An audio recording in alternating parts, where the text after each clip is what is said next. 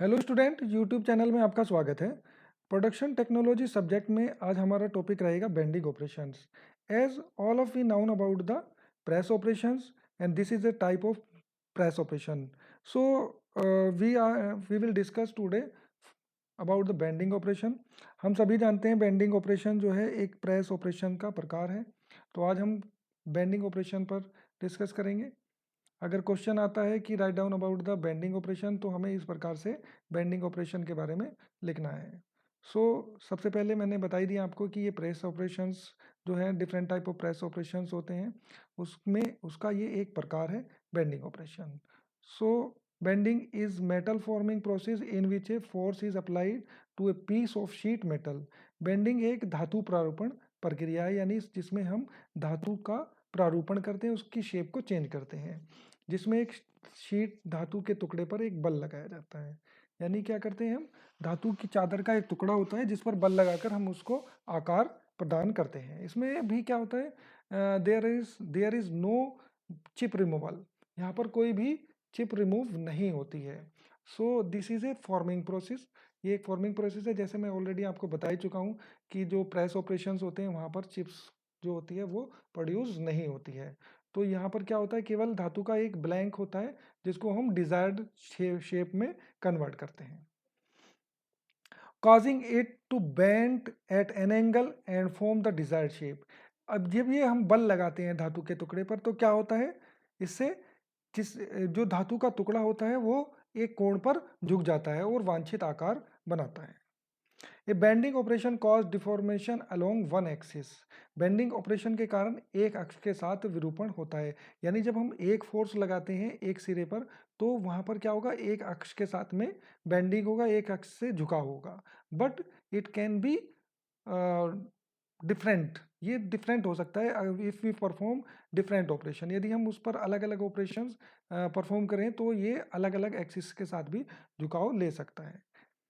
But A sequence of several different operation, जैसे मैंने आपको बताया, अगर यहाँ पर हम अलग अलग बहुत सारे ऑपरेशन एक साथ करें, परफॉर्म करें, to create a complex part, लेकिन एक जटिल भाग बनाने के लिए कई अलग अलग ऑपरेशनों का एक क्रम किया जा सकता है। इसका मतलब यह है कि अगर हम एक फोर्स लगा रहे हैं एक साइड्स में, एक किसी वर्कपीस के एक साइड में प्रेशर लगा रहे हैं, तो वहां पर केवल क्या होगा, एक एक्सिस से झुकाव होगा।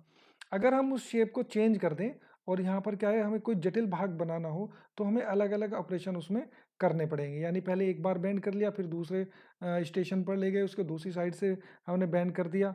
तो ये भी हो सकता है, या हम कोई ऐसी डाई यूज कर लें जिसमें एक ही साथ में मोर देन टू ऑपरेशंस जो, या मोर देन थ्री ऑपरेशंस जो है एक साथ में परफॉर्म हो सकते हो।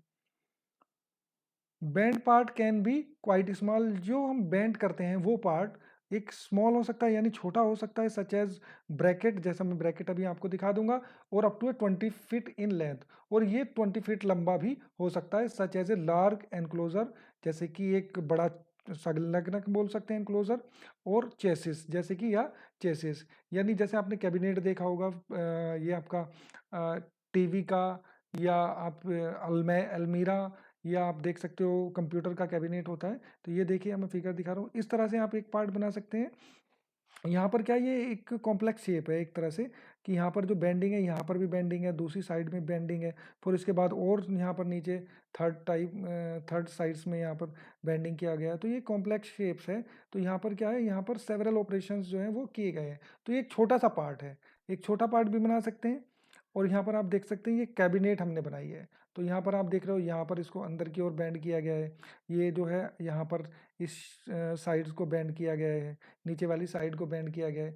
तो हम इसको एक बार इधर से बेंड करके दूसरी साइड, दूसरा ऑपरेशन दूसरी जो मशीन होगी या दूसरे स्टेशन पर करके इधर से बेंड करेंगे, फिर इस साइड से बेंड करेंगे। तो यहाँ पर क्या हुआ, जैसे ये इस एक्सिस से एक बार बेंड हुआ, तो एक ऑपरेशन में क्या हुआ, एक बार बेंड हुआ, दूसरे ऑपरेशन में दूसरी बार बेंड हुआ। तो हम क्या कर सकते हैं कि अलग अलग एक्सिस से अलग अलग ऑपरेशन में एक कंपोनेंट को बेंड कर सकते हैं। यानी इससे क्या है, बहुत लंबे पार्ट भी बनाए जा सकते हैं, बहुत छोटे पार्ट्स भी बनाए जा सकते हैं। A bend can be characterize by several different parameter, और एक बेंड हुए पार्ट्स में एक जो पैरामीटर्स होते हैं वो बहुत तरह के होते हैं, मतलब कई सारे होते हैं, shown in the image below, जैसे कि मैं आपको फिगर में दिखा रहा हूँ अभी। ये लिखा है मैंने कि बैंड में कई विभिन्न पैरामीटर्स होते हैं।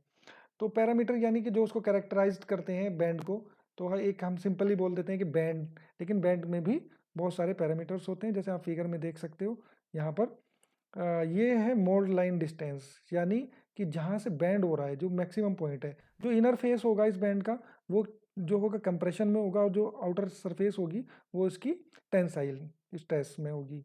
यानी यहाँ पर जो लगेगी वो टेंसाइल स्ट्रेस होगी, और इनर जो फेस होगा वो कंप्रेशन स्ट्रेस में होगा।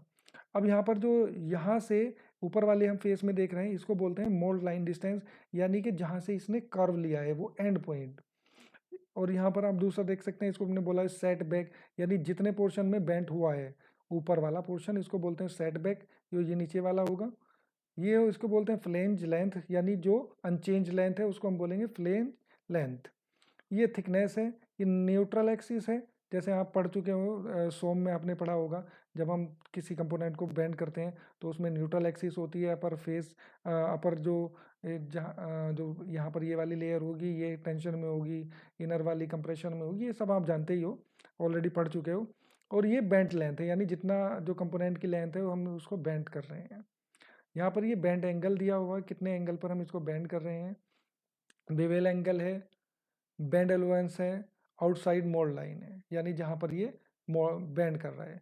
तो ये सारी चीज़ें आप याद रख सकते हो, और इतना ज़्यादा ज़रूरी नहीं है, केवल आपको मैंने जस्ट फॉर नॉलेज शेयर की आपको बताया है कि इसमें बहुत सारे पैरामीटर होते हैं एक बैंड में। तो आप इसको एक बार ये वाली केवल फिगर बनाए आएंगे तो आप बैंडिंग को आसानी से डिस्क्राइब कर सकते हो, और आप पॉलिटेक्निक के अगर स्टूडेंट्स हैं तो आपको अच्छे नंबर मिल सकते हैं। तो दोस्तों उम्मीद है आपको समझ में आया होगा। अपने दोस्तों के साथ में मेरा लेक्चर ये शेयर करिए, लाइक करिए और चैनल को सब्सक्राइब करिए।